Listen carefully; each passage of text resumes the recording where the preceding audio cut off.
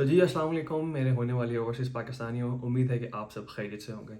आज के इस वीडियो में बात करूँगा कि आप फ़िनलैंड में बैचलर्स के लिए कैसे अप्लाई कर सकते हैं और क्या एलिजिबिलिटी क्राइटेरिया है और कौन-कौन से डॉक्यूमेंट्स रिक्वायर्ड होते हैं। उन तमाम चीज़ों पे बात करने के लिए मैंने आज एक गेस्ट को इनवाइट किया है और उनके साथ अभी थोड़ी देर में मैं ज़ूम सेशन स्टार्ट करूँगा क्योंकि ये एक ऑनलाइन सेशन होगा। वो तामपरे में नहीं रहते, तो इसलिए ये आज ऑनलाइन सेशन मैंने इनके साथ जो है वो शेड्यूल किया हुआ है।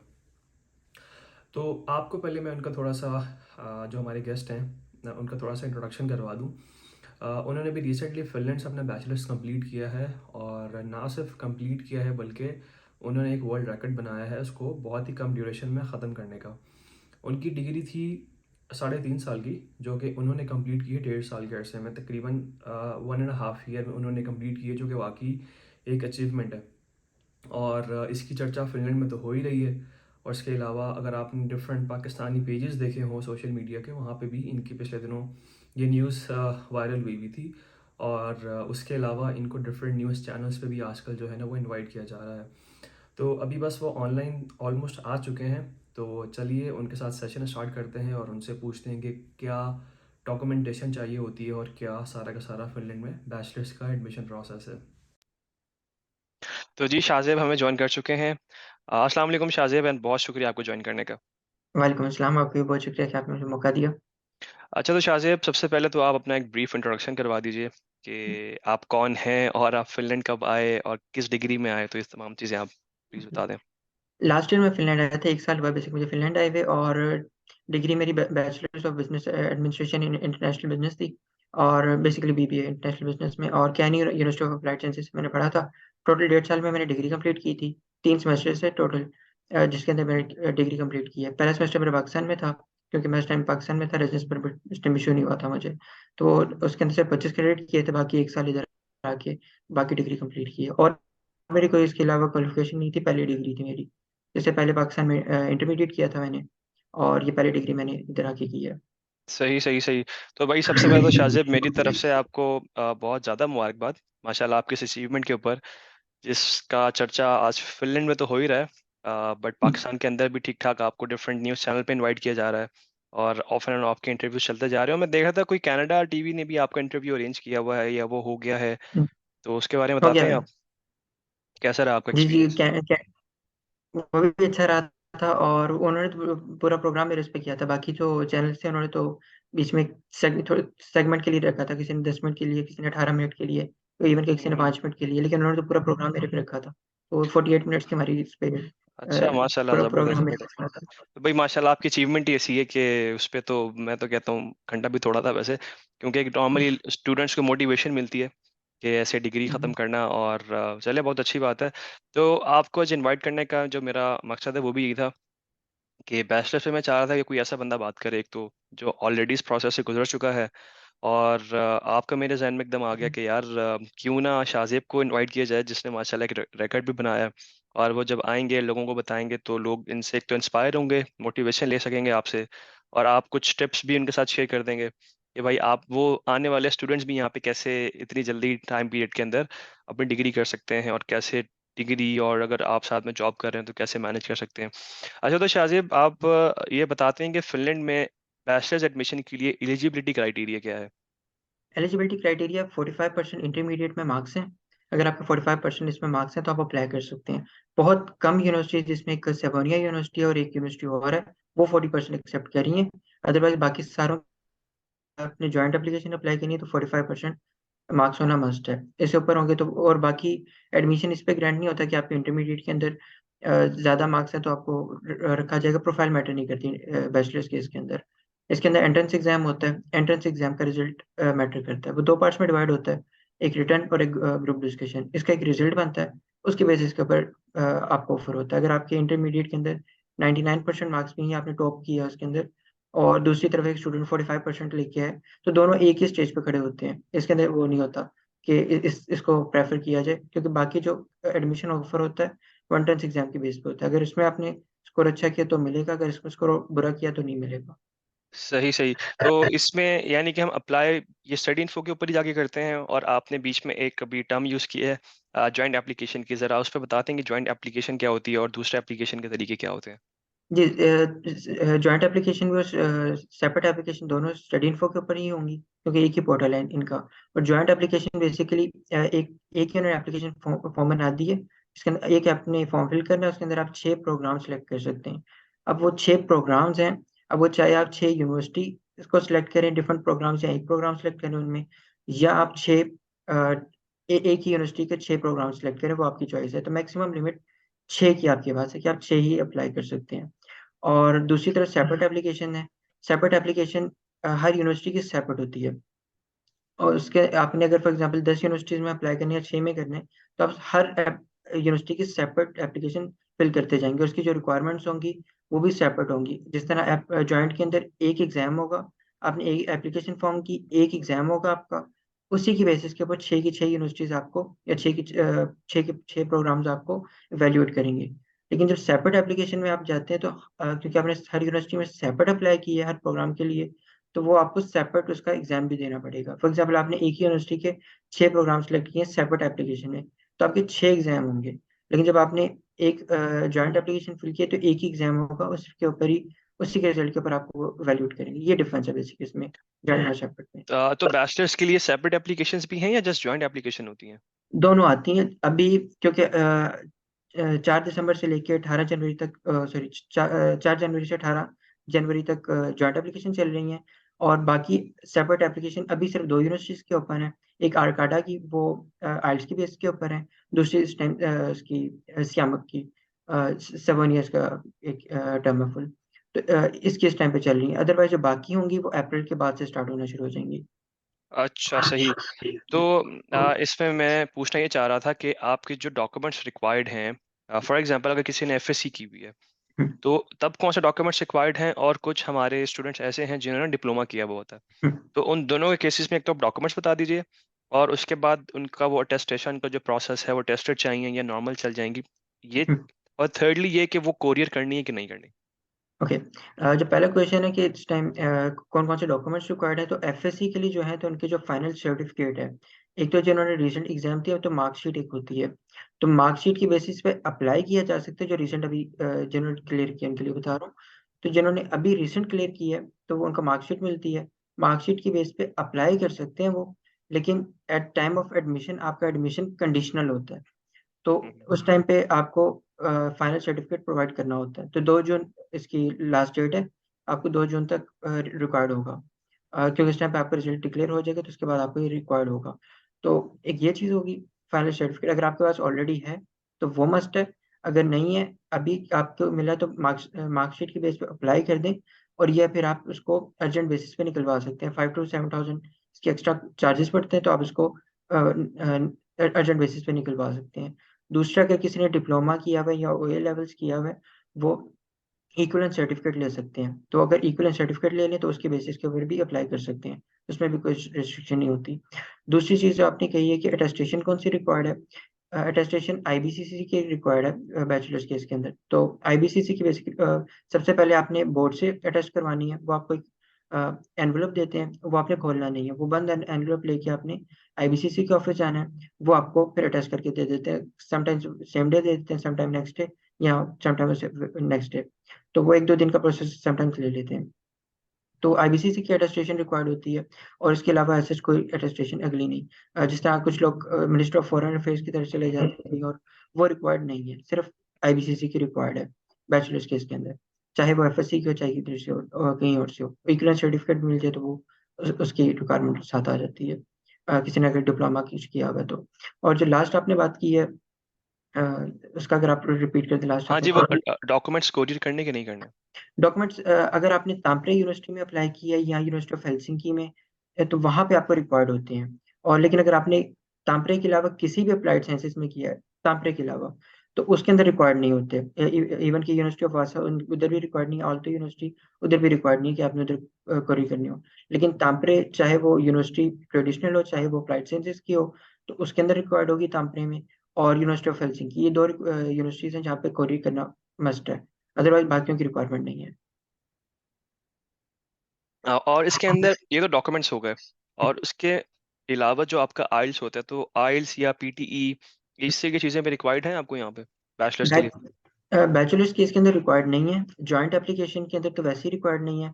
पहले होता था कि एग्ज़म्पशन मिल जाती थी ग्रुप डिस्कशन के अंदर, लेकिन इस ईयर इन्होंने जॉइंट एप्लीकेशन में एग्ज़म्पशन खत्म कर दी, चाहे फिर आपने आइल्स दिया हो या पीटी दिया हो, तो अब आपको ग्रुप डिस्कशन मस्ट है। लेकिन कुछ सेपरेट एप्लीकेशंस हैं जिसके अंदर एक्सेप्ट कर रहे हैं, उसके अंदर इन्होंने बैंड भी कम कर दिया, पहले 6.5 था, 6.0 कर दिया इन्होंने ओवरऑल बैंड। तो आर्काडा यूनिवर्सिटी की एप्लीकेशन है जो आइल्स बेस्ड सिस्टम एक्सेप्ट कर रही है, और ये 20 फरवरी तक चलेगी। तो उसके अंदर आप अप्लाई कर सकते हैं अगर आपने दिया हुआ है, लेकिन अगर जॉइंट एप्लीकेशन में अप्लाई किया है, तो आपको ग्रुप डिस्कशन मस्ट होगा देना। तो आइल्स बेहतर है कि अगर आपने नहीं दिया हुआ तो बेहतर है उसको फिर अटेम्प्ट ना करें। ओके। और आप एक चीज़ ये बताते हैं कि यहाँ पे बैचलर्स में आपको स्कॉलरशिप मिलती है या नहीं मिलती? या कितने बैच परसेंट तक मिलती है? बैचलर फर्स्ट ईयर के अंदर स्कॉलरशिप नहीं मिलती, सिर्फ अर्ली बर्ड डिस्काउंट मिलता है। अर्ली बर्ड डिस्काउंट हर यूनिवर्सिटी का डिफरेंट है। कयानी यूनिवर्सिटी की मैं बात करूँ तो ये 50% मिलता है, इनकी एक्चुअल फीस 6000 है, 50% के बाद ये 3000 हो जाती है। और हर यूनिवर्सिटी का डिफरेंट है, कोई 15% देता है, कोई 10% देता है, कोई सिर्फ 1500 यूरोज डिस्काउंट देता है। हर यूनिवर्सिटी का डिफरेंट क्राइटेरिया इसके ऊपर।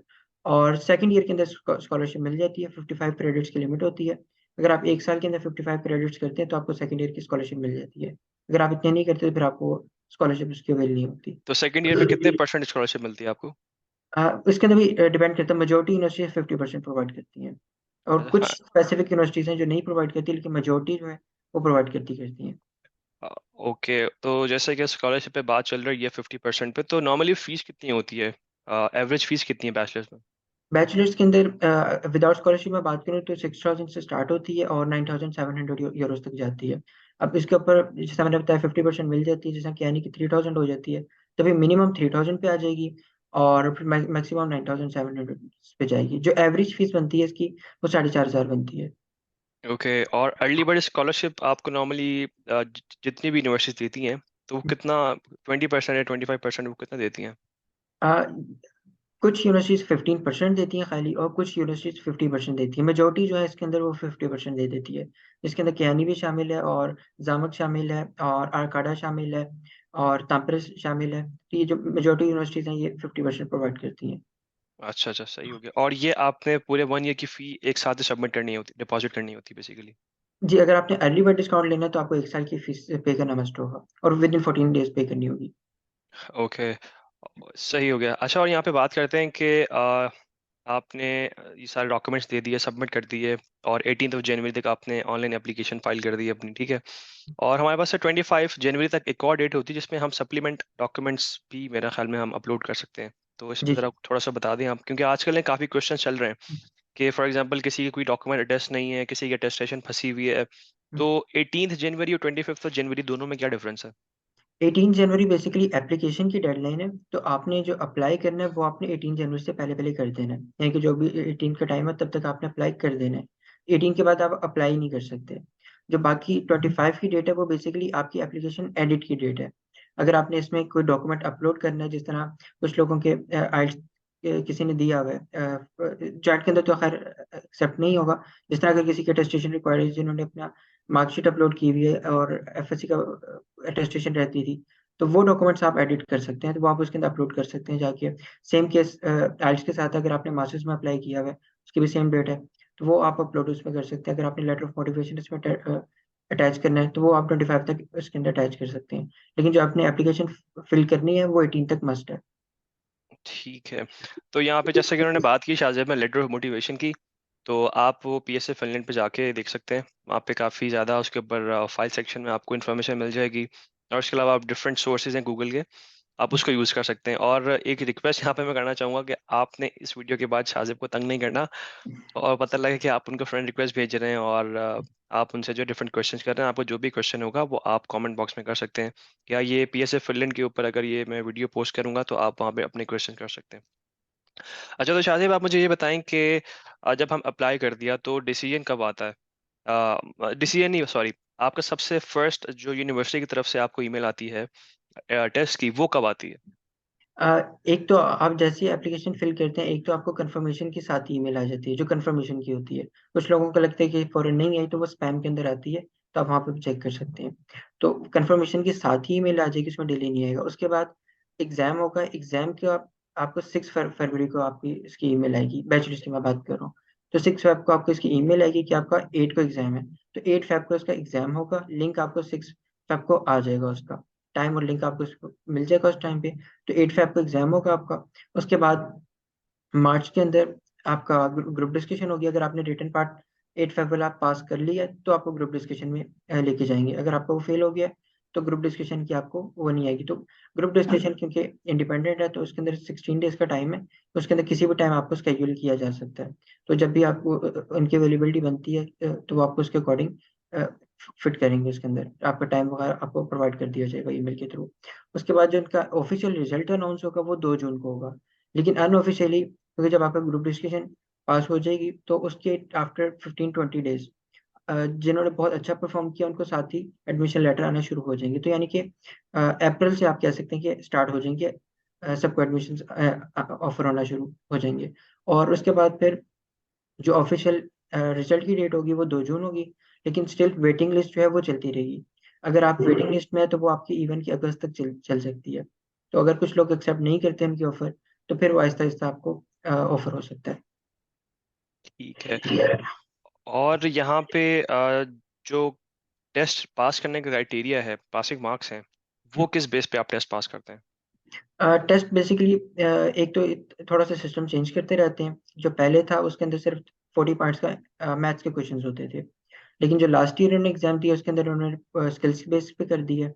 स्किल बेस से मुराद अभी रीज़निंग स्किल्स, इंग्लिश स्किल्स और लॉजिकल स्किल्स और मैथमेटिक्स स्किल, ये 4 पोर्शन्स के ऊपर डिवाइड डिवाइड कर दिया है। और एक 5वां पार्ट आता है एथिकल स्किल्स और उसके बाद फिनिश स्किल्स। वो डिपेंड करता है कि आपने प्रोग्राम कौन-सा अप्लाई किया है। तो उसके अकॉर्डिंग ये फिर आते हैं, वरना 4-5 पार्ट सारों के लिए कॉमन है। तो उस बेसिस के ऊपर अब 10 सवाल सिर्फ़ मैथ्स के आते हैं, 20 एमसीक्यूज़ आपके लॉजिकल के ऊपर आ जाएँगे, रीज़निंग पे आ जाएँगे, 10 एमसीक्यूज़ आपके इंग्लिश के ऊपर आ जाएँगे, तो इस बेसिस के ऊपर उन्होंने इवैल्यूएशन कर दी है। तो एमसीक्यूज़ आपका पास होगा, फिर उसके बाद ग्रुप डिस्कशन आएगा। ग्रुप ठीक है, डिस्कशन पास होगी तो फिर उसके बाद नेक्स्ट स्टेप मूव होगा। सही। और नॉर्मली जो बैचलर्स की स्टडीज़ हैं, वो कितनी टफ़ हैं? और अगर आप जॉब करना चाहें, तो साथ में मैनेज हो जाती हैं वो?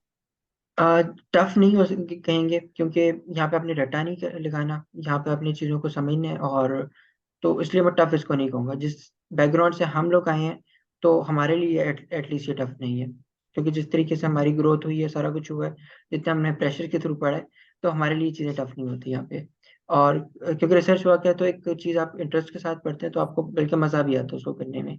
तो वो फिर आपको टफ नहीं लगता, बल्कि आपको उसमें कुछ ज़्यादा करने का आपको दिल करता है। बाकी जॉब्स की जो बात है, क्योंकि फ़िनलैंड है, यूरोप है, यहाँ पे आपको स्ट्रेस नहीं मिलता।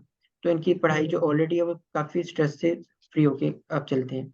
तो अगर आप इनका सिस्टम फ़ॉलो करते हैं, फिर तो आप जॉब भी ईज़िली मैनेज कर सकते हैं और स्टडीज़ भी। और अगर आप थोड़ा-सा जल्दी डिग्री करना चाहते हैं, तो आपको फिर स्टडीज़ पे अगर आप ज़्यादा टाइम देते हैं, तो जॉब उस हिसाब से थोड़ा-सा कम पे आ जाएगी, लेकिन स्टिल मैनेज हो सकती है। मैंने अपने केस के अंदर ये किया कि जो मेरा लास्ट सेमेस्टर था, सेकंड सेमेस्टर तक तो मैंने खैर जॉब नहीं की थी। लास्ट सेमेस्टर में मैंने अल्टरनेट वीकेंड्स पे जॉब कर रहा था। तो अगर आप करना चाहते हैं कि मेरे वाला फ़ॉर्मूला तो सारे ऑब्वियसली नहीं अपनाएँगे, मैं रिकमेंड भी नहीं करूँगा।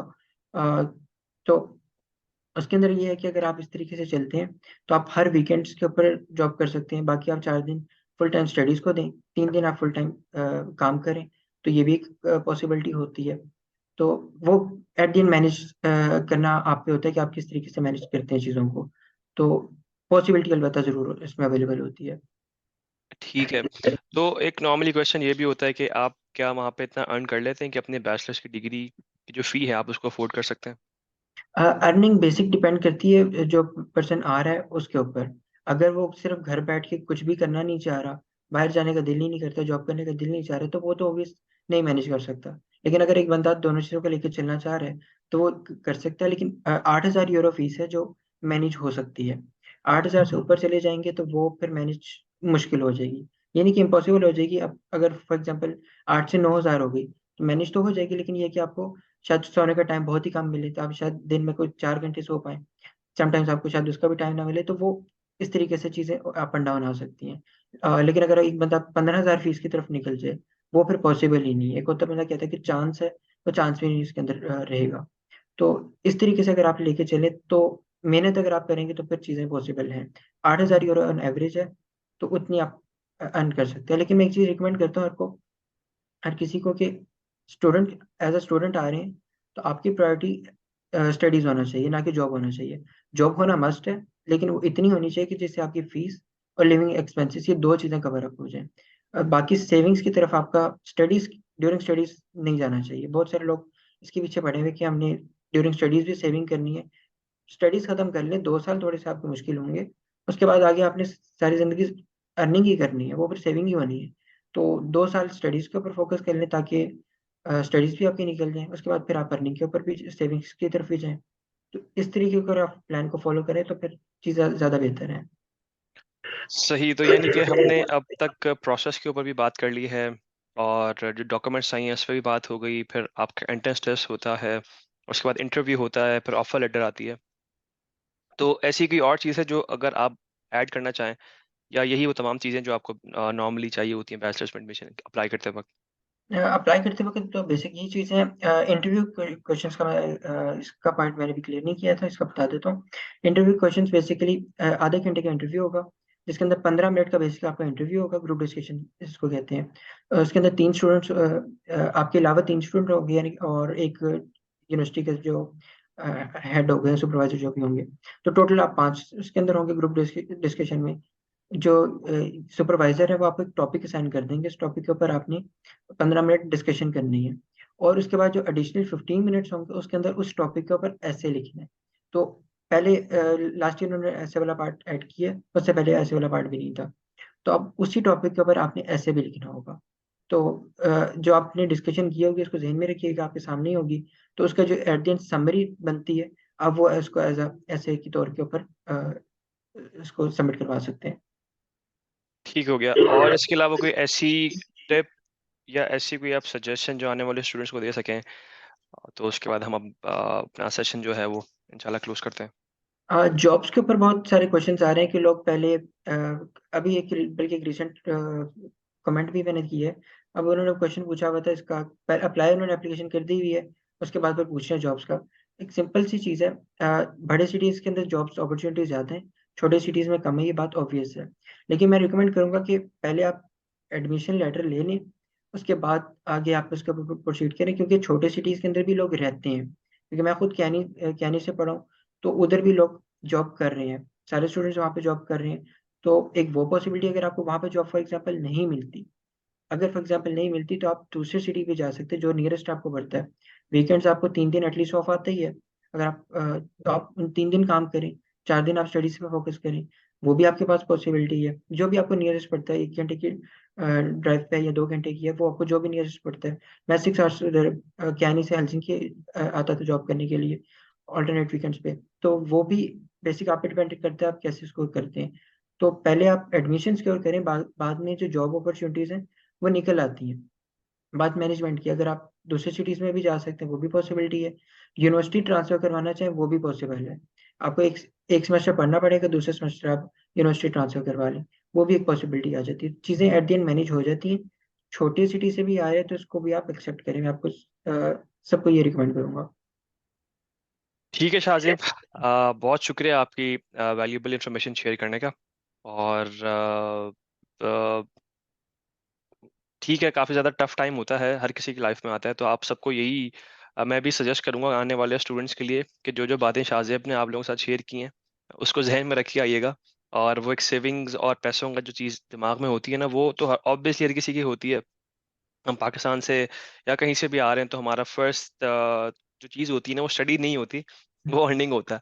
तो लेकिन अगर आप फ़ी पेइंग स्टूडेंट हैं और आप फ़ी पे कर रहे हैं, तो बेहतर है कि पहले आप अपनी स्टडीज़ पे फ़ोकस कर लें और बाकी सारी चीज़ें आहिस्ता-आहिस्ता टाइम के साथ जो है ना, वो हो जाती हैं। तो इसी के साथ ही आज का सेशन हम यहीं पे एंड करते हैं और शाहज़ेब को मैं दोबारा से बहुत ज़्यादा मुबारकबाद देना चाहूँगा और ये है कि शाहज़ेब आप ऐसे ही हमारा पाकिस्तानियों का नाम रोशन करते रहें फ़िनलैंड में और ताकि दुनिया के अंदर एक अच्छा हमारा इमेज आ सके। जी, तो thank you much again Shahzeb. Thank अल्लाह हाफ़िज़। यू। अल्लाह हाफ़िज़। तो जी ये था आज का वीडियो का सेशन शाहज़ेब के साथ और मुझे उम्मीद है कि आपके काफ़ी हद तक क्वेश्चंस जो है ना वो क्लियर हो गए होंगे कि आप फ़िनलैंड में बैचलर्स कैसे अप्लाई कर सकते हैं और क्या प्रोसेस है वो तमाम चीज़ें। और इसके बावजूद भी अगर आपके कोई क्वेश्चंस मज़ीद हैं तो आप वो कमेंट बॉक्स में कर सकते हैं। मैं और शाजिद पूरी कोशिश करेंगे आपको तमाम क्वेश्चंस के आंसर कर सकें। तो नेक्स्ट वीडियो में आपसे मुलाकात होती है। मुझे दीजिए इजाज़त और अपना बहुत सारा ख्याल रखिएगा। अल्लाह हाफ़िज़।